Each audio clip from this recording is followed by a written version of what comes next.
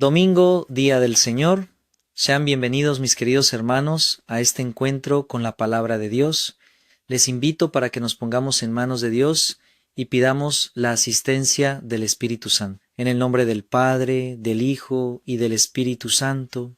Amén.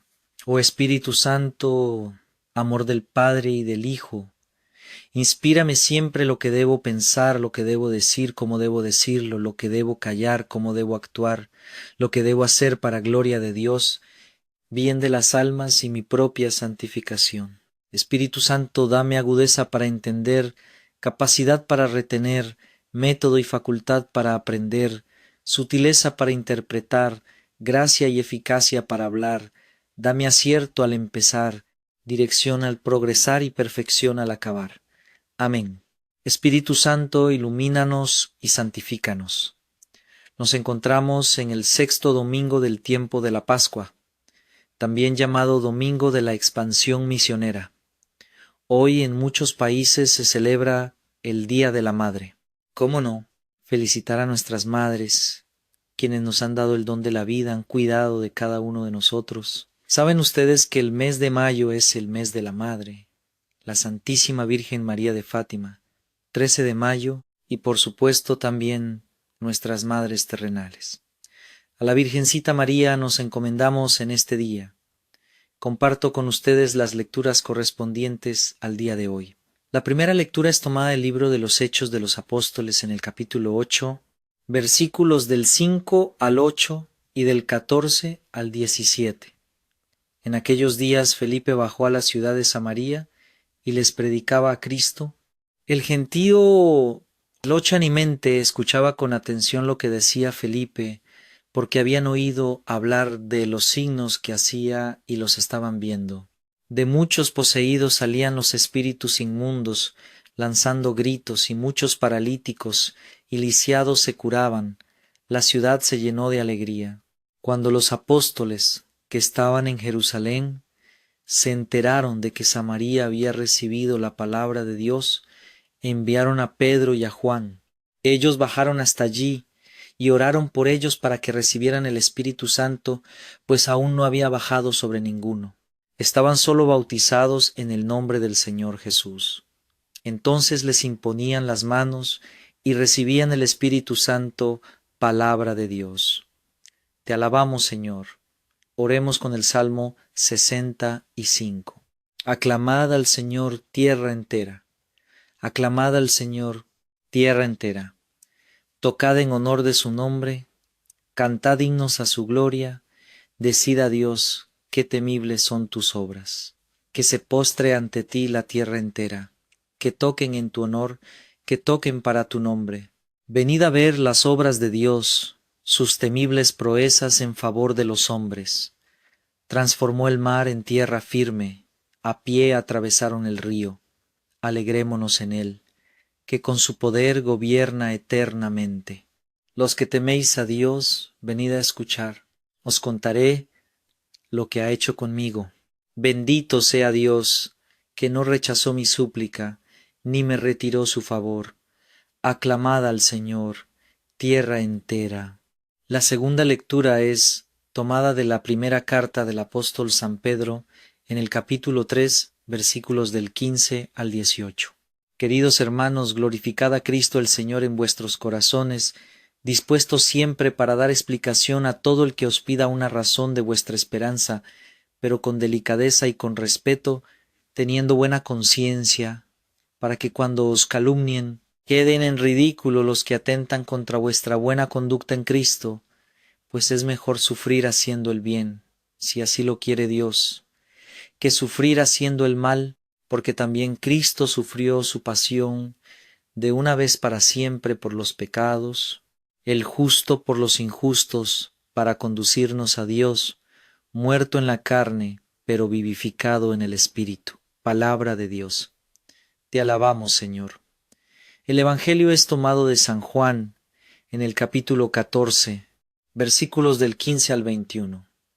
En aquel tiempo dijo Jesús a sus discípulos: Si me amáis, guardaréis mis mandamientos, y yo le pediré al Padre que os dé otro Paráclito, que esté siempre con vosotros, el Espíritu de la verdad. El mundo no puede recibirlo, porque no lo ve ni lo conoce. Vosotros, en cambio, lo conocéis, porque mora con vosotros y está en vosotros. No os dejaré huérfanos, volveré a vosotros. Dentro de poco el mundo no me verá, pero vosotros me veréis y viviréis, porque yo sigo viviendo. Entonces sabréis que yo estoy en mi Padre, y vosotros en mí y yo en vosotros. El que acepta mis mandamientos y los guarda, ese me ama. Y el que me ama será amado por mi Padre, y yo también lo amaré y me manifestaré a él. Palabra del Señor. Gloria a ti, Señor Jesús. Te damos gracias, oh Dios, por el don de tu palabra, con la cual nos alimentas en este día. Como siempre, mis queridos hermanos, las lecturas, el Evangelio del día domingo, son seleccionados para darnos a nosotros una enseñanza grande, profunda. Por eso quiero invitarles para que con espíritu de fe, para que con humildad y sencillez de corazón nos acerquemos a esta santa y divina palabra. La primera lectura tomada del libro de los Hechos de los Apóstoles nos está hablando de cómo se empezó a dar la expansión del Evangelio en los territorios paganos. La palabra de Dios nos presenta hoy el caso de Felipe. Felipe bajó a Samaria, predicaba a Cristo. Samaria era una región en su mayoría de paganos, de griegos, de hombres y mujeres que no eran judíos, no tenían la sangre de Abraham. Y dice la palabra que ellos escuchaban unánimemente la palabra predicada por Felipe.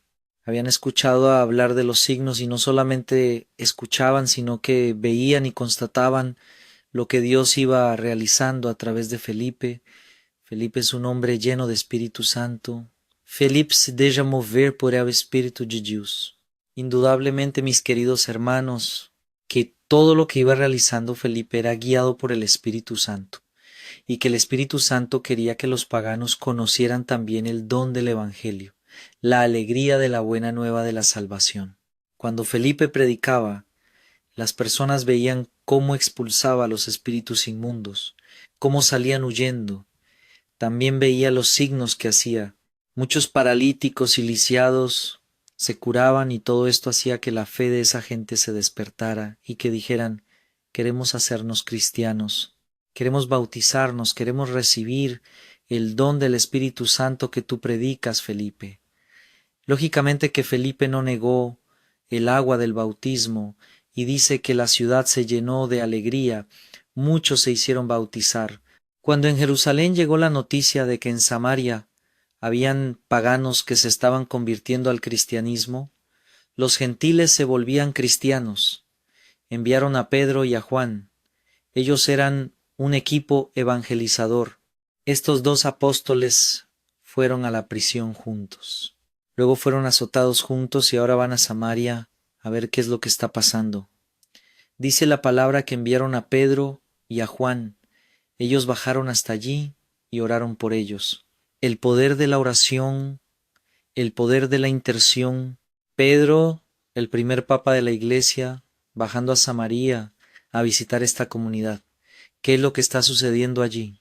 Pues que los paganos, los gentiles se están convirtiendo, que se están soltando de las viejas costumbres, que están renunciando al pecado y se están volviendo hacia Jesucristo. Ellos se dieron cuenta de que habían recibido el bautismo, se habían hecho cristianos, pero todavía no tenían el don del Espíritu Santo. Por eso dice la palabra que oraron por ellos para que recibieran el Espíritu Santo. Entonces les imponían las manos y recibían el Espíritu Santo. Aquí queda claro, constatado bíblicamente, cómo primero se recibe el don del bautismo para hacernos hijos de Dios, para hacernos cristianos, y luego cómo se recibe el don del sacramento de la confirmación, a través del cual viene la efusión del Espíritu Santo. Imponían las manos, es el gesto del obispo. Recordemos que Felipe era un diácono evangelizador. Él iba bautizando, predicando, y los signos lo acompañaban. Pero son los apóstoles los que luego llegan a imponer las manos para que reciban la abundancia del Espíritu Santo. Eso es lo que nosotros llamamos sacramento de la confirmación. Y seguro que todos los bautizados necesitamos esa efusión de Espíritu Santo, necesitamos sentir ese ardor en el corazón, ese Pentecostés personal. ¿Y cómo venía el Espíritu Santo mediante el gesto de la imposición de las manos? Oraban por ellos y recibían Espíritu Santo, recibían Espíritu de Dios, dones y carismas. Recibían toda la efusión, toda la gracia mediante el gesto de la imposición de las manos. Qué bueno es ver cómo la Iglesia va entendiendo toda esta dinámica. Bautismo, pero también el bautismo de fuego, que es el don del Espíritu Santo. Todos necesitamos experimentar ese bautismo de fuego que se llama también bautismo en el Espíritu. Existe el bautismo de agua. Todos recibimos ese bautismo, la mayoría cuando éramos todavía bebés, muy pequeños, de pocos meses de vida o incluso días. Pero luego cuando crecemos un poco, nos impone las manos el obispo y recibimos el don del Espíritu Santo mediante el sacramento de la confirmación. Pero a veces tenemos el Espíritu Santo, pero todavía no se nos nota esa vida en el Espíritu. Por eso es necesario pedir una nueva efusión, un despertar de la gracia de Dios en nosotros. Que el Espíritu actúe, que el Espíritu opere en nuestras vidas. Jesús había soplado sobre sus discípulos el don del Espíritu Santo después de resucitar. Sin embargo, todavía no lo habían experimentado. Fue hasta la mañana de Pentecostés cuando oraron juntos y vino la efusión. Todos nosotros tenemos el Espíritu Santo desde el bautismo, desde la confirmación. Alguien dice, Padre, yo ya tengo toda la iniciación cristiana, bautismo, confirmación y Eucaristía, confesión, incluso matrimonio, pero quizás todavía no ha tenido ese bautismo de fuego, ese Pentecostés personal, esa efusión de Espíritu Santo. Por eso es importante hacer momentos donde pedimos como iglesia esa efusión, ese derramamiento de Espíritu Santo, que es lo que llamamos bautismo en el Espíritu. No es un nuevo sacramento, porque desde el bautismo y la confirmación ya tenemos al Espíritu Santo, pero la efusión del Espíritu Santo es el momento en el cual experimentamos todo el poder y toda la gracia del Espíritu. Y cuando una persona logra ese despertar espiritual, puede obtener carismas de predicación, de sanación, de liberación, carisma de enseñanza, carisma de gobierno. Los carismas vienen como fruto de la efusión del Espíritu Santo. Pedro en la mañana de Pentecostés recibió el carisma de la predicación. Felipe recibió el carisma de hacer milagros, curaciones, de expulsar al espíritu inmundo, un carisma de liberación. Esa efusión es necesaria para la Iglesia. Y todos nosotros nos estamos preparando durante esta cincuentena pascual para recibir esa fuerte fusión de Espíritu Santo, llamar como comunidad de fe, ven Espíritu Santo, ven Espíritu de Dios.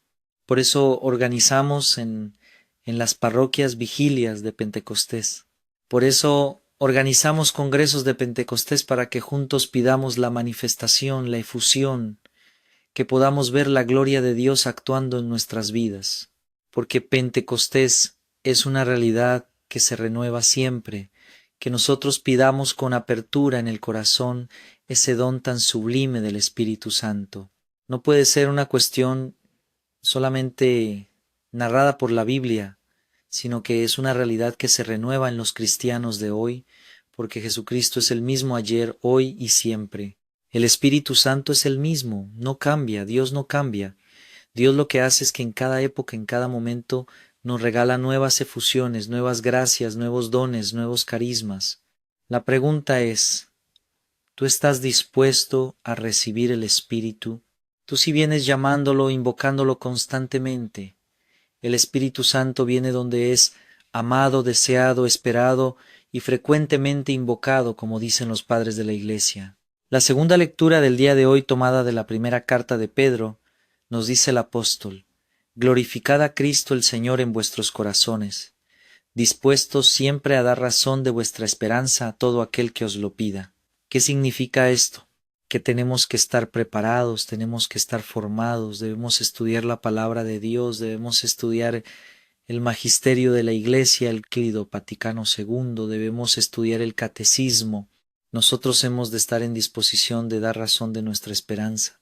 Qué vergüenza si uno dice ser cristiano, amante del Señor, y alguien le pregunta, bueno, ¿y qué es eso del cielo? Explíqueme lo del infierno.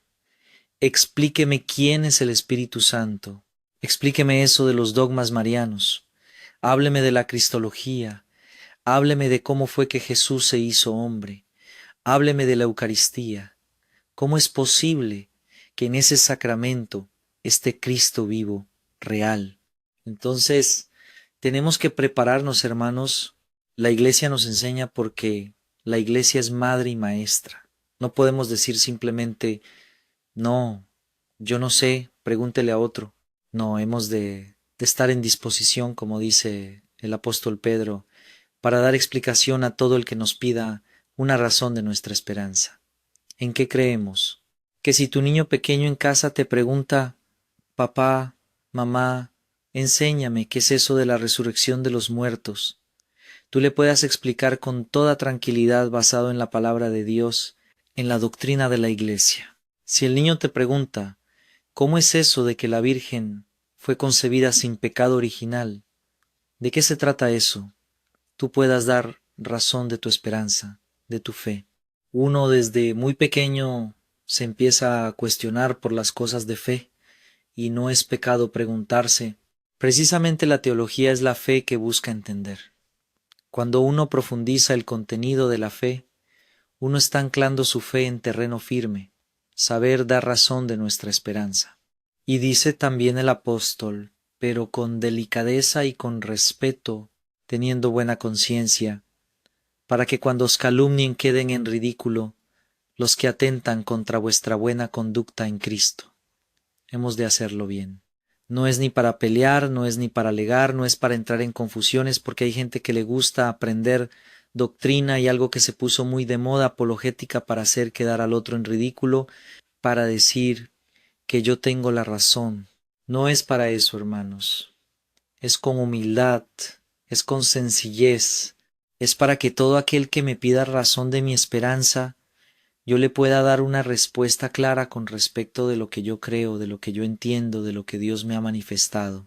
Y dice también el apóstol, pues es mejor sufrir haciendo el bien, si así lo quiere Dios, que sufrir haciendo el mal.